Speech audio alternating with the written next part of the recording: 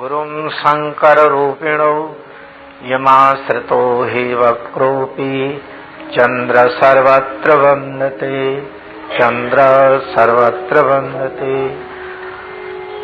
दंडत वंदनानेक बार सर्वकला समर्थ, Dolan ते राखो प्रभु जन नानक ते करहत। बोल श्री सतगुरु भगवान नगली निवासी भगवान दयाल परमहंस महाराज, बोलो सांचे दरबार की। समागत साध संगत जी को गुरुदेव का आशीर्वाद। आप लोगों ने यहाँ पर बड़े अनुराग से बसंत पूजन किया होगा और मैं भी पुनीत समाधि पर महाराज जी का जो 1945 से कार्यक्रम चल रहा है बसंत पंचमी का, वो करने को परमपुरी चले गया था। अब शिवरात्रि के लिए आपके बीच में आए हैं। शिवरात्रि होगी 4 और 5 तारीख की। 4 तारीख के दिन में हवन है, ध्वजा तोलन है, भगवान का रुद्राभिषेक है। 4 तारीख के रात में दादा गुरु जी का अवतार दिवस, बाबा हीरानंदपुरी जी महाराज नंगल तीर्थ जी का अवतरण दिवस है। मध्य रात्रि लगभग 3 बजे के बाद, तो वो भी जो है उत्सव शिवरात्रि के रात्रि में ही होगा। 4 तारीख की सुबह और सायंकाल का प्रदोष पूजन, रात्रि भर में 4 पूजन, ये रात्रि का जागरण है। 5 तारीख के सुबह प्रातः बड़े पूजन के बाद, आरती के बाद लंगर प्रसाद का वितरण होगा।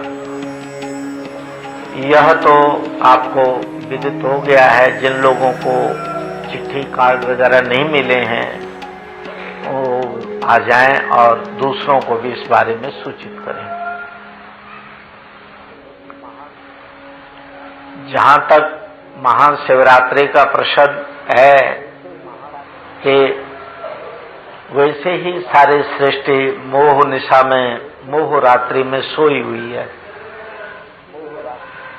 उस तिमिर अंधकार अज्ञान, वो कोई भौतिक अंधेरा नहीं है, केवल मनुष्य के विचारों का अंतर है। और उन विचारों की वजह से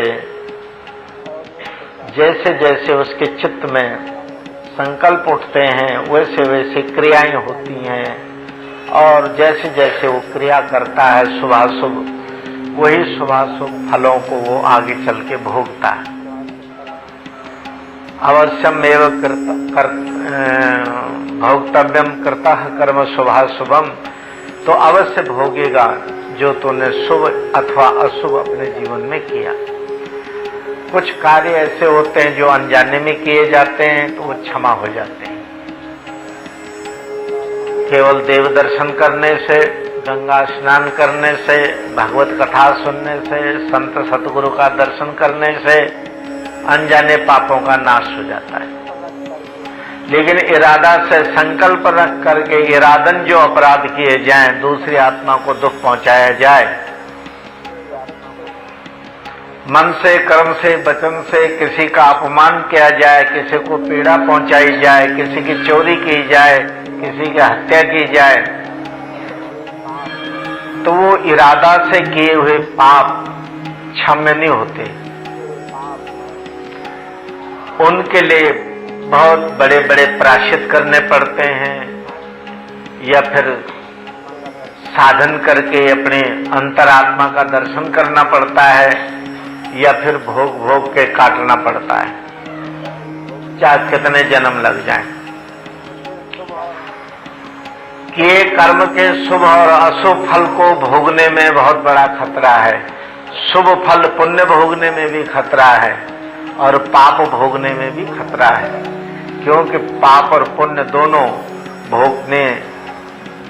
भोगे जाएंगे तो शरीर के द्वारा भोगे जाएंगे, और शरीर जब ग्रहण करोगे तो फिर तुम पुण्य पाप भोगते हुए पुण्य पाप ही करोगे। उनको कहते हैं क्रियामाण कर्म। और जो क्रियामाण कर्म करोगे तो वो फिर आगे जन्म देंगे, और इस तरह से न तेरे कर्म का सिलसिला चूकेगा, न तेरे दुख अज्ञान अंधेरे का नाश होगा। तो वेदांत शास्त्र में ये नियम दिया गया है कि कर्म का बाद होता है,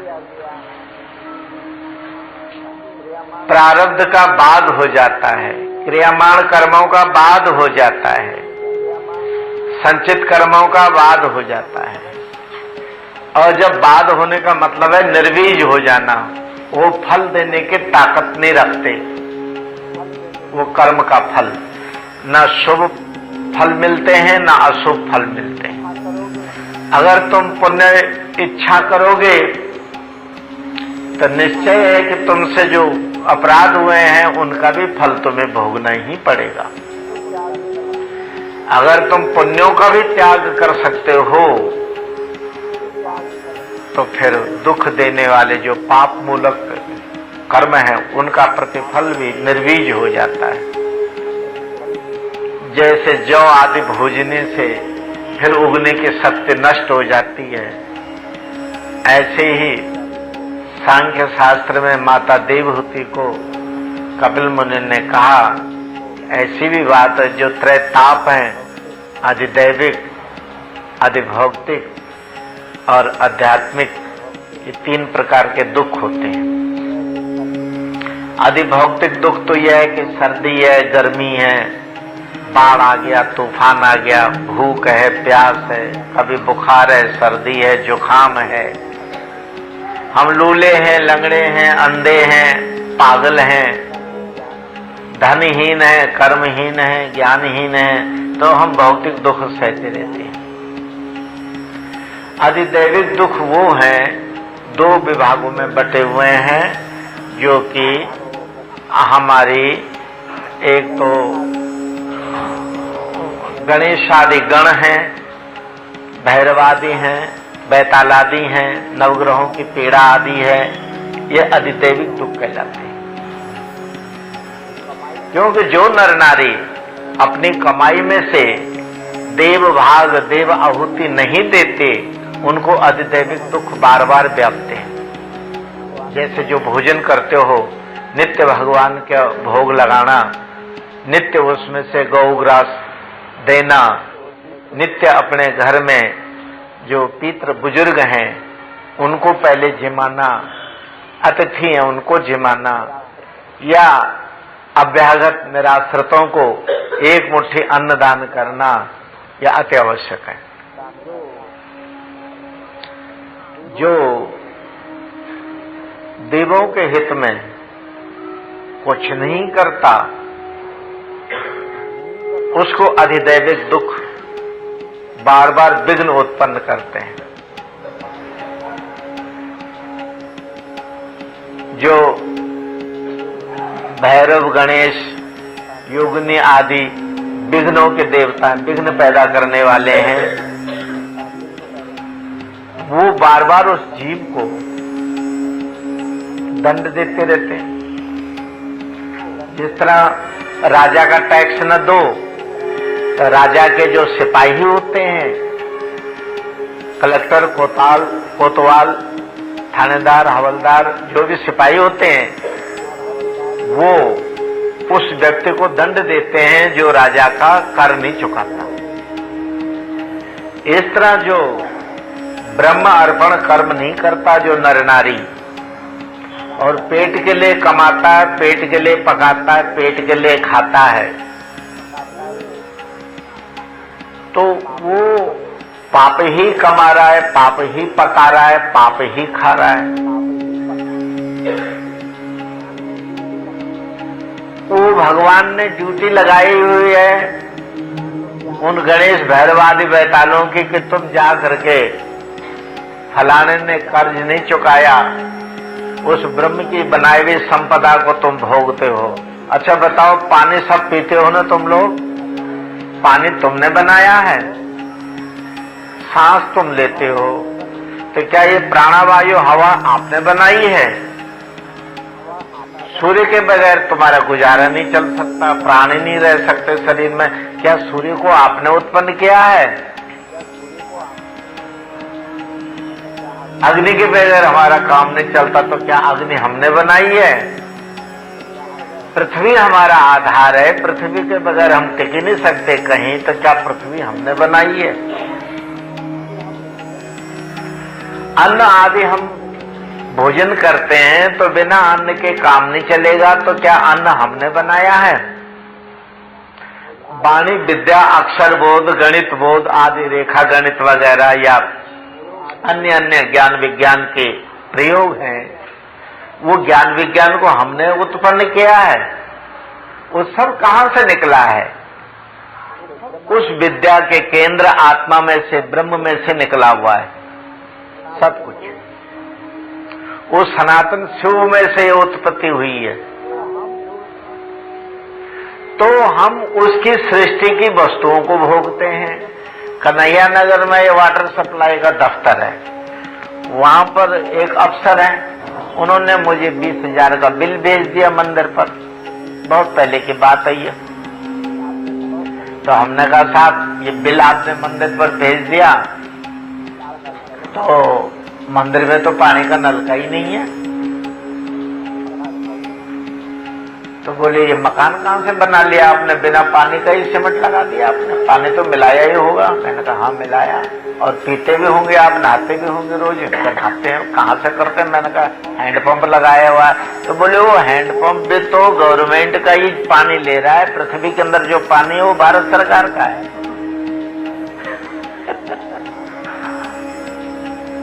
जहां भी जल है वो भारत सरकार का है, तो ठीक ही है। जब भगवान का ही सब कुछ है तो उसका टैक्स भी जरूर देना है। उसकी बनाई हवा में सांस लेते हो, उसका बनाए हुआ अन्न खाते हो, उसके बनाए हुए मीठे मीठे फल खाते हो, उसके सूर्य चांद में तुम प्राण जी रहे हो, उसके बनाए हुए पशुओं का दूध दही खाते हो, उसके बनाए हुए फूल सब्जियां अन्न वगैरह खाते हो। तो उसके लिए आपने क्या किया? तो कुछ नहीं किया। तो कुछ नहीं किया तो तुम्हें अधिदैविक ताप जो है वो बार बार सताएंगे। और जब वो ताप बहुत दिन तक सहने पड़ते हैं तो आदमी की मनोबुद्धि भी उसी दशा को पहुंच जाती है, और उनको सोते जागते उठते बैठते हर वक्त भूत प्रेत ही दिखाई देते हैं, जादू टोना ही दिखाई देता उनको। अंदर बाहर भीतर वो यही सोचते हैं मेरे पर किसी ने जादू कर दिया, मेरे पर किसी ने भूत लगा दिया, मेरे को किसी ने नजर मार दी, मेरे को किसी ने टोक लगा दी। क्योंकि ये दुष्ट विचार चित्त में आ जाते हैं, और इसलिए आ जाते हैं कि आप लोग देव यज्ञ नहीं करते हो। अगर तुम देवताओं के लिए कमाओ, देवताओं के लिए कर्म करो, देवताओं के लिए संतान पैदा करो, देवताओं के निमित्त उनको पालो, देवताओं के निमित्त अन्न लाओ, देवताओं के निमित्त पकाओ, देवताओं को अर्पण करो और फिर खाओ, तो तुमने टैक्स दे दिया है। हमारे शास्त्रों में जगह जगह बलि विधान है। बलि विधान का मतलब ये नहीं कि किसी को तलवार से काट देना, बलि का मतलब है कर दे देना, टैक्स दे देना। जैसे इनकम टैक्स, इतनी कमाई है इतने % इनकम टैक्स दो, इतनी बिक्री करी इतने % सेल टैक्स दो।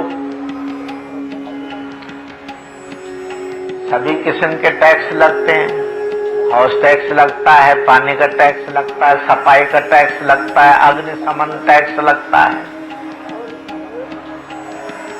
तो ये कोई ऐसी बात नहीं कि धर्म पूर्वक नियम न हो जो ये कानून बना टैक्स का, ये बात नहीं कि धर्म विरुद्ध है।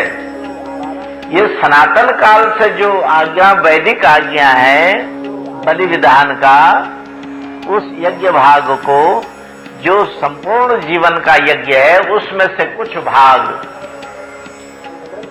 शरीर सहित जो द्रव्य है तेरे पास, वो कुछ भगवत अर्पण भी अवश्य होना चाहिए। ब्रह्मार्पणो ब्रह्म हवीर ब्रह्माग्नौर ब्रह्मणाहुतम ब्रह्म एव तेन गंतव्यः ब्रह्म कर्म समाधिनाम। चतुर्थ अध्याय गीता में भगवान श्री कृष्ण जी ने जनक महाराज के इस भगवत बुद्धि योग को इस श्लोक में वर्णन किया है। तो मैं भी आपसे ये कहता हूं कि अधिदैविक दुखों से मुक्ति के लिए आपको अपने जीवन में कुछ कर्म शरीर से ऐसा करना चाहिए जो देव हित में हो। अपना जीवन ऐसा जीना चाहिए जो देव हित में हो। सस्तनो भ्रवसे महिदेव हितम यदायुः।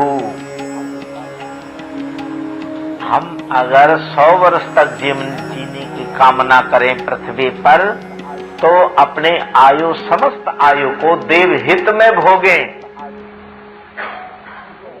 इस मही पर, इस पृथ्वी पर अपने समस्त आयु को देव हित में भोगें हम, और दूसरे किसी उद्देश्य के लिए ये आयु न लगे। इसलिए हम जिए कि हम दूसरों को दुख दें, दूसरों की हत्या करें, दूसरों को अपना गुलाम बनाएं, अपनी मर्जी दूसरों पर थोपें, मन कर्म वचन से दूसरों को पीड़ा पहुंचाएं। इसलिए जीने का अधिकार नहीं।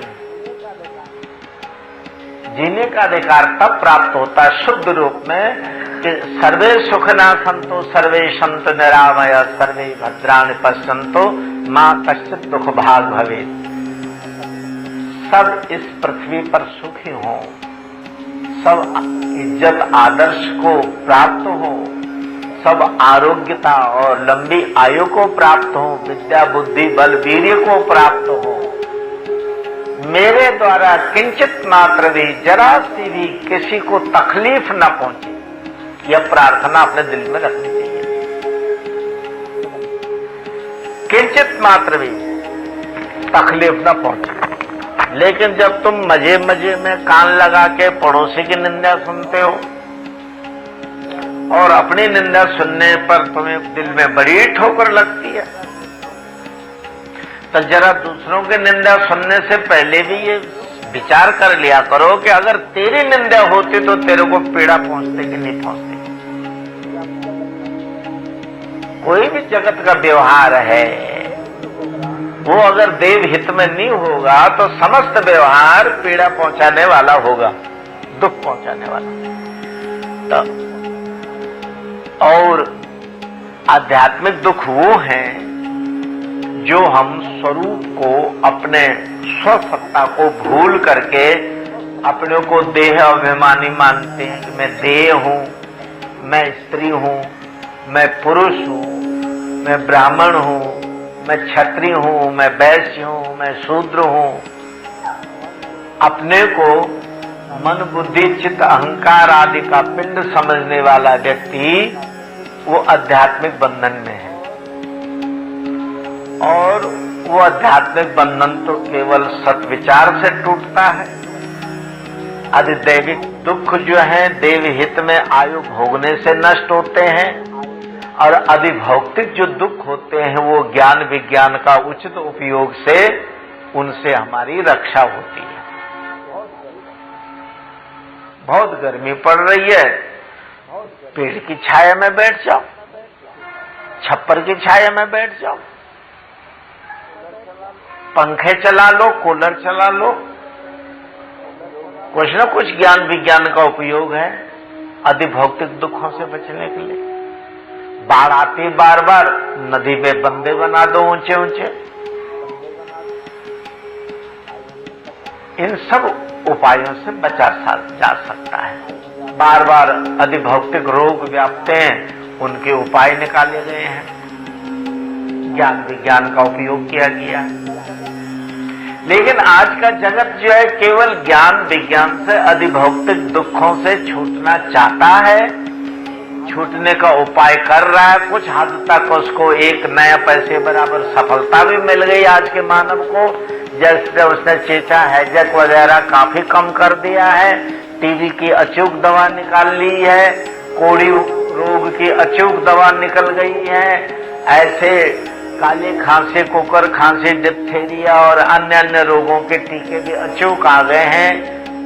पोलियो वगैरह के आदि जो होने वाले दुख हैं, उन स्फोटक विषयों से बचने के लिए उसने अधिक भौतिक ज्ञान का उपयोग किया है, ज्ञान विज्ञान का, और एक नया पैसे बराबर सफलता सारे विराट में, सारे विश्व में प्राप्त करी है मानव जाति ने। लेकिन अभी तो 99 पैसे बराबर भौतिक दुख है, उनको मिटाने का अभी पता नहीं कितने जरूरत है उसके लिए। लेकिन अगर हम देखें उन ऋषि मुनियों के तरफ, उन तपस्वियों के तरफ, उन विचारकों के तरफ, पहले वाले संयम नियम वाले लोगों के तरफ, तो कितने लोग हमने ऐसे देखे हैं जो 100 वर्ष से ऊपर हो गए और अब वो सुई धागे का काम करते हैं, बारीक से बारीक काम करते हैं, उनके नजर ही नहीं रुके। बाबा भास्करानंद जी 86 साल के हो गए थे और इतना बारीक लिखते थे और बिना ऐनक के बारीक से बारीक भी पढ़ लेते थे। उनके कान भी स्वस्थ हैं, कई लोगों के दांत भी बिल्कुल स्वस्थ हैं, और वो लोग एक परंपरा, एक अपने भौतिक में जो उनके आहार व्यवहार है उसकी परंपरा को निर्वाह करते चले आए, ठीक रहे। हम लोगों ने परंपराओं को तोड़ दिया। आजकल जिस चप्पल को पहन करके टट्टी पेशाब बाथरूम वगैरह जाते हैं, उसी चप्पल को पहन करके हम लंगर में खड़े होकर भोजन बनाते हैं, उसी चप्पल को पहन के खाते हैं। शुद्धि का कोई हमारे पास भावना ही नहीं है। पवित्रता किसको बोलते हैं, ये तो हमने अपना ही नहीं अपने अंदर। तो वैज्ञानिक आधार से भी आप देखेंगे तो शुद्धता या भोजन में भी होनी चाहिए, वस्त्र में भी होनी चाहिए, आवास में भी होनी चाहिए, विचारों में भी होनी चाहिए, सब बात में होनी चाहिए। बिना शुद्धता के आपके मन पर कुप्रभाव पड़ जाएगा अपवित्रता का, और मन में जो संकल्प जब प्रभाव होते हैं वैसे संकल्प उठते हैं, वैसे ही क्रियाएं होती हैं, फिर वैसे जब क्रियाएं होते हैं तो वैसे दुख सुख का फल का भोगता ये जीव कहलाता है। तो भगवान कपिल ने माता को अधिभौतिक, अधिदैविक और आध्यात्मिक के 3 प्रकार का त्रैताप से मुक्ति का उपाय बताया जब, तो मूलतः उनका इस पर जोर था कि अगर हमको आध्यात्मिक दुख से छुटकारा मिल जाए तो अधिदैविक और अधिभौतिक तो कालगत है, ये मिट जाते हैं। सबसे बड़ा जो शक्ति है मनुष्य के, वो आध्यात्मिक शक्ति है सृष्टि की। लेकिन आत्म अध्ययन के द्वारा, आत्मनिरीक्षण के द्वारा उस देहादि भास जो है हमको, वो टूट सकता है। उसके लिए एक निष्ठ प्रबल श्रद्धा चाहिए, प्रबल विश्वास चाहिए। सतत मनुष्य को एक चिंतन और अभ्यास की आवश्यकता है। अब जैसे बाबा जी ने कहा कि उठत बैठत हरि का नाम, कहो नानक तिसके सदकाम। अगर उठते बैठते, खाते पीते, सोते जागते, क्रिया कर्म करते, उन्मेष निवेश में हर क्षण आप चलो सुमरण में ही चित्त रख लो, नाम जप में ही चित्त को बांधे रखो, तो इससे भी आपके अधिदैविक बंधन, आध्यात्मिक बंधन टूट सकते, और टूटे हैं, बहुतों के टूटे हैं, आज भी टूट रहे हैं। बहुतों की जिंदगी में बहुत बड़ा परिवर्तन आ जाता है, नाम के प्रभु, जो निपट राक्षस था, पशु था, वो कुछ ही दिन के श्रद्धा, विश्वास, नाम जप और सेवा आदि से पवित्रता धारण करने से वो कुछ ही दिनों में देवतुल्य हो गए। ऐसे लोग अब कितने ही लोग हैं, कमी नहीं इस पृथ्वी पर। 33 करोड़ देवता कहे गए शास्त्रों में, तो इस वक्त तो ज्यादा हैं, 33 करोड़ से भी ज्यादा हैं इस पृथ्वी पर अभी भी मनुष्य, जो उत्तम मनुष्य है, उत्तम बुद्धि है, विवेकशील है, प्रज्ञावान है, श्रद्धा और विश्वास है, जिनके अंदर कूट कूट की पवित्रता भरी हुई है, उनके आहार व्यवहार विचार सभी विचारों में। महात्मा बुद्ध जहां पर सम्यक प्रचार की बात करता है, सम्यक आहार की बात करता है, तो उसका तात्पर्य भी इतना ही है कि दैवत्व, आहार में भी दैवत्व हो, व्यवहार में भी दैवत्व हो, विचार में भी दैवत्व हो, प्रचार प्रसार में भी दैवत्व हो। उसके अंदर हम तो अपने आत्म पक्ष को भूल करके अपने को मन, बुद्धि, चित्त या अहंकार या शरीर या नर नारी या हिंदू मुसलमान मानते हैं।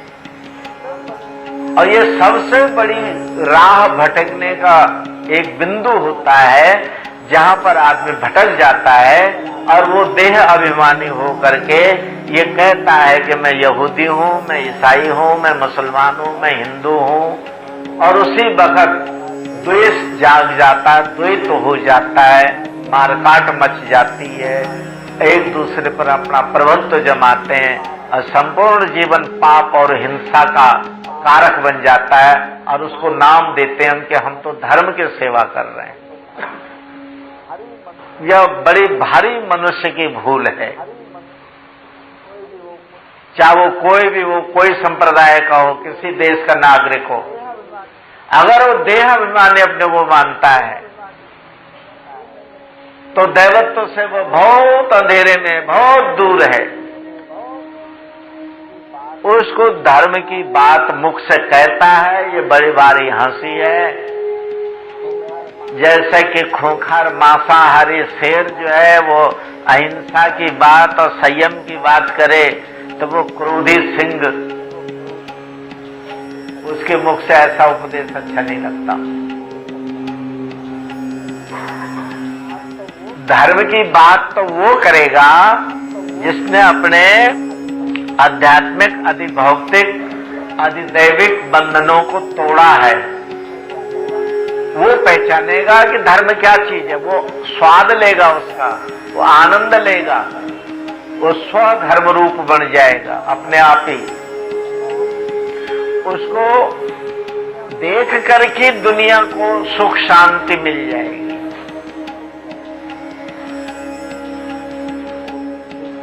जो योगियों ने, ऋषि मुनियों ने, जो विचारक थे, उन्होंने जो पहचान बताई संत की, कि जिसके नजदीक बैठ करके आपको अपार हर्ष हो, आत्म शांति हो, कुछ देर के लिए आप संसार को, मोह ममता को, देहाध्यास को भूल जाएं। चाहे वो संत तुम्हें उपदेश करे न करे, चाहे कुछ खाने पीने को दे न दे, लेकिन जिसके सानिध्य में बैठ के अत्यंत मन को, आत्मा को प्रसन्नता आवे और देह अभिमान को भूल जाएं आप, तो समझो को वो ठीक उचित है बात, तो उनकी बात माननी चाहिए।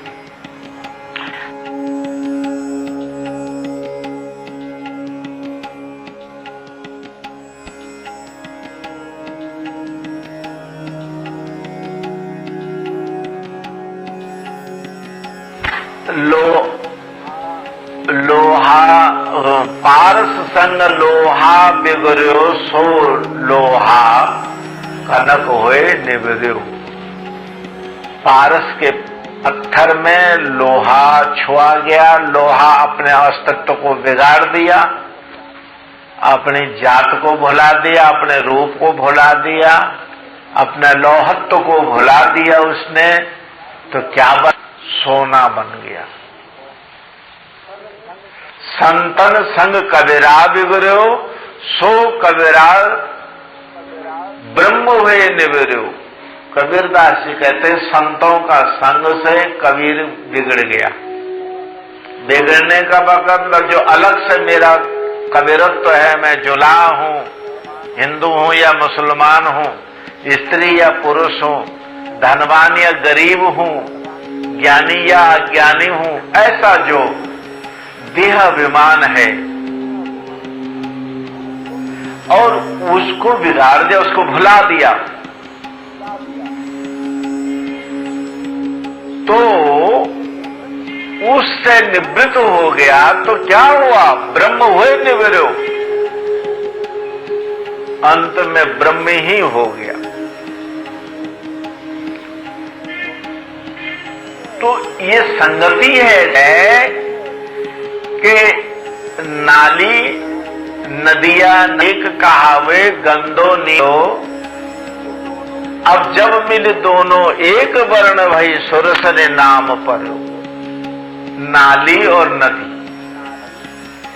इन सभी में पानी है। अब नाली का पानी, गंदे नाले का पानी क्या होता है और शुद्ध नदी का जल क्या होता है, और उसमें भी गंगा जी की महत्ता क्या है कि गंगा जी के जल को हजारों वर्ष रखे रहो, उसमें कोई इन्फेक्शन नहीं होता। तो कहते हैं वो गंदी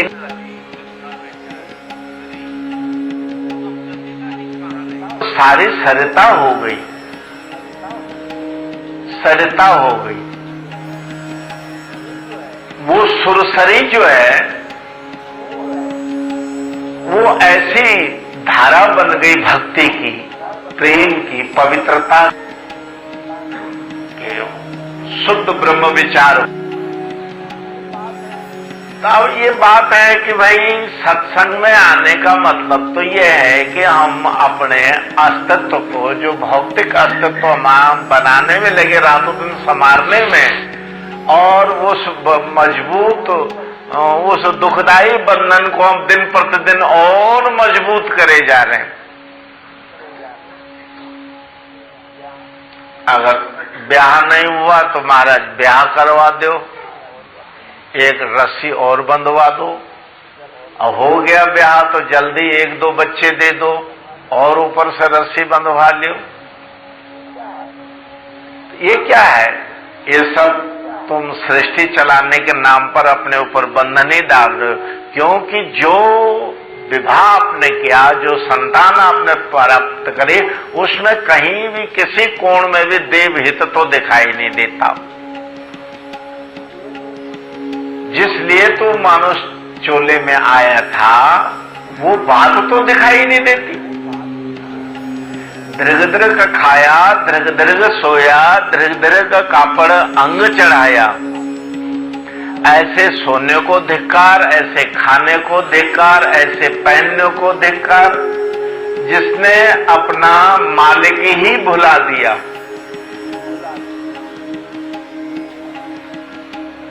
अब कई हमारे संत महात्मा वो बड़ा शौक रखते हैं अप टू डेट बनने का, 2400 घंटा खाया पिया, लंबा पेट कर खर्राटे मार के सो रहे हैं। मंदिर जाए भाड़ में, चोरी हो जाए, पूजा टाइम से हुई ना हुई है, लेकिन उनको अपने ठाट बाट से मतलब है। बहुत सारे महात्मा ऐसे रंगे पड़े हैं। अब क्या कहें? कहते हमने महाराज जी जौन बड़ी सेवा कर, बड़ी सेवा करी तो ने हिमालय पहाड़ उठा के वहां का वहां रख दिया। क्या सेवा करे? स्वार्थ के लिए अपना पेट भरा और कुछ नहीं करा, और अब बाकी समाज के संस्कारों को भी खराब कर रहे हैं। उनका देखे देखे जो नौजवान दूसरे सेवा में भक्ति में आते हैं, उनकी भी भक्ति नष्ट हो गई, अभिमान हो गया है। दिखाई दे रहा तुम्हें कोई लाल कपड़े वाला ही जबरदस्ती बुला के बैठाया हमने। पूछो कहां वो लाल कपड़े वाले? नित्यानंद के कपार में तो इतना ज्यादा काम है कि उसको तो भागो भाग, भागो भाग, पता नहीं दिन में रोटी मिलती है कहीं की नहीं मिलती है। वो तो यहाँ जाओ वहाँ काट दो, वहां से सीमेंट लाओ, वहां से रोड़ी लाओ, वहां से ये करो, वहां से आटा लाओ, दाल लाओ, चीनी लाओ, चावल लाओ, क्या क्या करता बेचारा। और बाकी के तो समझ नहीं आती कि संसार तो ठीक है, वो तो बन गया स्त्री में, पुत्र में, और फिर उनकी रोटी पानी में। लेकिन जो हम संसार को त्याग के आए हुए हैं, हम भी तो भौतिक बंधनों को मजबूत कर रहे हैं ना, तोड़ने का उपाय तो नहीं कर रहे हैं। और टूटेगा तब जब हम अपने जीने को सार्थक बनाएं कि हमारा जीवन, हमारा खाना पीना, हमारा सांस लेना, हमारा चारों ओर देखना या सुनना, ये देव हित में हो, भगवत अर्पण बुद्धि हो। अभी तो कोई ड्यूटी आपको दे दूं मैं, महात्मा या गृहस्थ को, किसी नर नारी को, बहुत सारे नारियां दिन में बैठी हुई हैं जो अपने को बड़ा दमदार भगत मानती हैं, लेकिन लंगर में 2 गिलास दोनों तो अपने बेइज्जती समझती हैं। कहीं झाड़ू पोछा मारना हो तो कहते हैं हम तो इतने पैसे वाले हैं, हमारा घर वाला इतनी तनख्वाह लेने वाला, बताइए हम झाड़ू पोछा करेंगे। तो क्या हुआ उसका अर्थ? उसका अर्थ हुआ कि अभी तेरे अंदर घोर अंधकार है। इतना अंधकार है कि सूरदास, शायद अगर मैं भूल ले रहा हूं तो सूरदास की एक पंक्ति है, कहा रे काक कपूर चुंघाए स्वान नहावे गंग, खर को कहा अर्गज लेपन मरकट भूषण अंग। वो लिखते हैं, अब गधे को बोले कितना मलियागिर चंदन और कुमकुम और अष्टगंध लगा दो, लेकिन ये क्या पता गधा तो थोड़ी देर में लोटपोट हो जाएगा धूल में। और कुत्ते को कितना गंगा नला लेंगे, कितना शुद्ध कर लेंगे, तुलसी दल आदि पवित्र पंचगव्य पिला के कुत्ते को पवित्र कर देंगे, लेकिन जरा से छोटा हो और उसने नाली में मुंह मारा। और कौवे को आप जो है मोती चुंगा के पिंजरे में पालिए, ठीक करिए, लेकिन जरा छोड़ दीजिए तो तुरंत वो गंदगी खाना शुरू कर देगा, सड़ा गला मांस लूटेगा। तो कईयों की प्रकृति कुत्ते जैसी, गधे जैसी, श्वान जैसी और मरकट भूषण बंदर को सुंदर पोशाक सिलवा के पहना दो, सुंदर सुंदर गहने पहना दो, क्रीम पाउडर लगा दो, उसने तो उसी वक्त फाड़ फूड़ करके, माला तोड़ ताड़ करके गहने जेवर चबा देने, तो उसको सजाने संवारने श्रृंगार से क्या मतलब। संत जी बोलते हैं कि आज के दुनिया के नर नारियों की यही हालत है, इनको हम ज्ञान वैराग्य के आभूषण पहनाए, भक्ति का आभूषण पहनाए, श्रद्धा विश्वास पवित्रता और त्याग का आभूषण पहनाए, लेकिन भैया ये तो सारे आभूषणों को खंडित कर देते हैं। ये तो बड़े की बड़ाई नहीं मानते, छोटे का प्रेम नहीं मानते, श्रद्धा नहीं मानते, धर्म की मर्यादा नहीं मानते। हर जगह अपनी प्रकृति के मुताबिक कितने ही पवित्र स्थान में बैठाएं, कितना पवित्र भोजन दें, लेकिन ये कौवे और कुत्ते की तरह गंदी जगह मुंह जरूर मारेंगे, क्योंकि ये अधिभौतिकता का जो अंधेरा है, ये तो दिया से दूर किया जा सकता है। सूर्य चढ़ेगा तो दूर हो जाएगा, रात अंधेरे में बेशक कट जाएगी, आग जला के अंधेरा दूर किया जा सकता है अन्य अन्य उपायों से। आप अशरफुल मखलूकात हैं, 84 लाख योनियों के बादशाह हैं। आप चाहो तो क्षण में ये सारा सफर तय कर सकते हो, अगर बात समझ गए तो। और केवल सुनने के शौकीन हो तो लाखों वर्ष तक सुनते रहो, उद्धार होने वाला नहीं।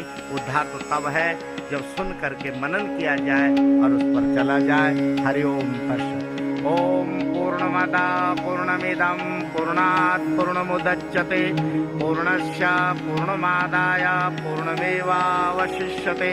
ओम शांति शांति शांति। ओ दयाल परमहंस महाराज की, नंगली निवासी भगवान की, नंगल बिहारी लाल की, परमपुरी सरकार की, जगतगुरु शंकराचार्य महाराज की, सनातन धर्म की, शंकर भगवान की।